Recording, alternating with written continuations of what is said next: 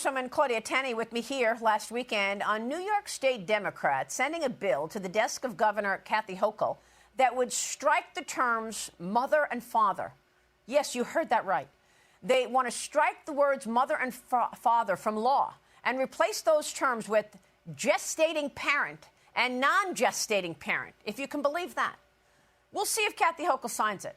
The House on Wednesday held a hearing with superintendents from schools across the country on the eroding of parental rights amid a push for progressive policies at the expense of education.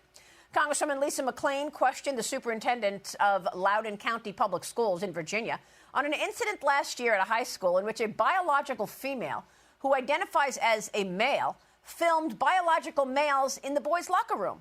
The biological males ended up receiving a longer suspension than the biological female who did the filming. Watch this. Our school division would not discipline students absent a violation of our disciplinary policies. Excuse me? What the heck does that mean?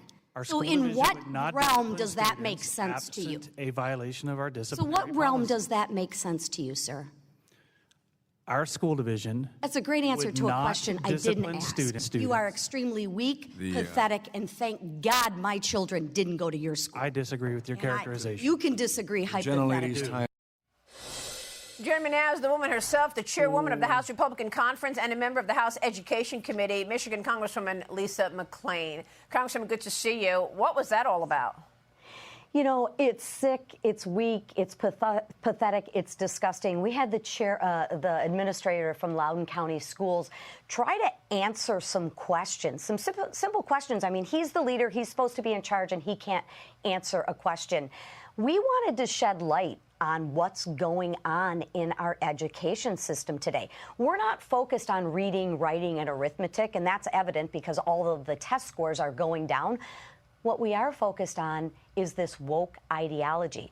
I mean, think about this for one moment. First of all, we're having females in male locker rooms. All right, in and of itself, that's a problem.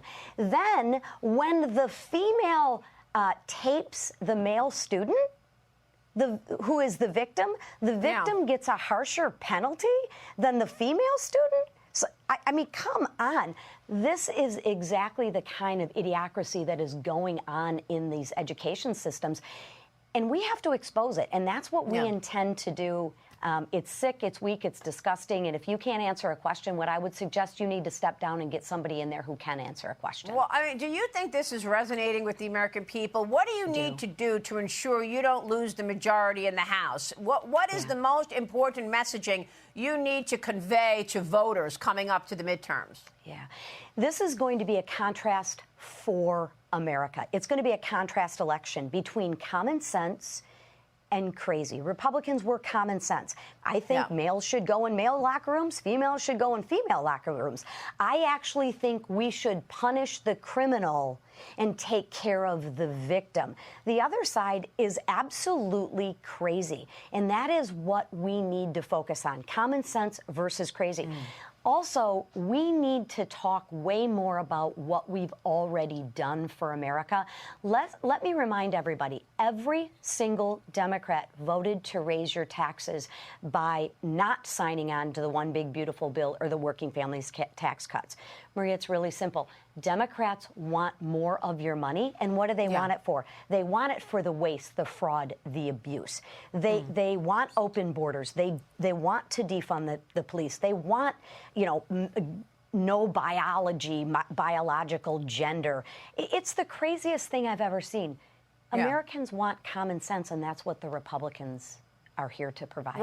Well, you didn't extend FISA. You didn't get Save America passed. I mean, how are we supposed to believe that our elections are secure when you had, you know, so many years of wide open borders under Joe Biden? You've got mail-in ballots. I mean, what are you going to do to get the secure America across the finish line? Americans want this. They want to be able to know that people have shown citizenship proof. Right. That's not too much to ask, and you are spot on. In my opinion, this is one of the most critical pieces of legislation. Now, we've passed it out of the House, but what we're going to have to do is we are going to have to attach it to a reconciliation bill or a must-pass bill and kick it over to the Senate and let the Senate do their job. Put them on record. Make them vote. make them take a vote. This is common sense. It's an 80-20 issue. Yeah. We have to do the right thing in the House and actually continue to push. You're not going to have the time, right? What do you have, like 14, 15 legislative days left until the August? 15 days until the August recess. So what are you going to get done in 15 days? Is it all about the midterms at this point?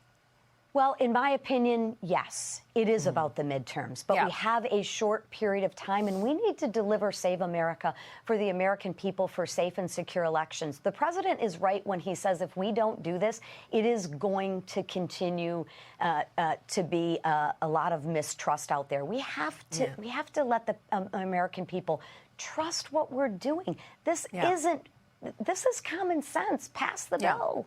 Yeah, no, you know what, Congressman, we appreciate your leadership, and we're going to be watching your work. Thanks so much for being here this morning. As many people scratching their heads tonight. It all has to do with replacing the words mother and father with gender-neutral terms. Morgan McKay is here to break it all down. So what are we talking about, Morgan? Hey, Steve, Natasha. So the bill actually passed both houses of the state legislature, and now it awaits Governor Kathy Hochul's signature if she decides to sign it. But the bill passed so fast and with no debate that several lawmakers were privately shocked when they learned it passed both the Senate and Assembly. If Hochul signs a bill, the words mother and father will be removed from family court law and replaced with gender-neutral terms. Mother would be replaced with gestating parent, and father would be replaced with non-gestating parent. The bill's memo argues that this new language is more inclusive, and it takes into account that a biological parent doesn't always mean that they are an actual mother or father in a child's life. For example, if a child is adopted or born from a surrogate.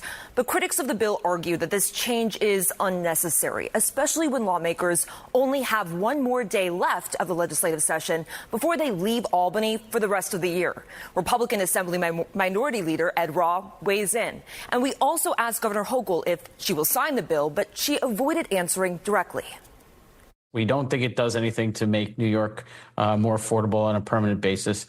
And that's what New Yorkers are talking about. That's what they care about. They want to know what we're doing to make their lives more affordable. I'm not familiar with what was introduced late last night, so I'll take a look at it. But I have until the end of the year to review them and make a decision. So I won't be commenting on pending legislation.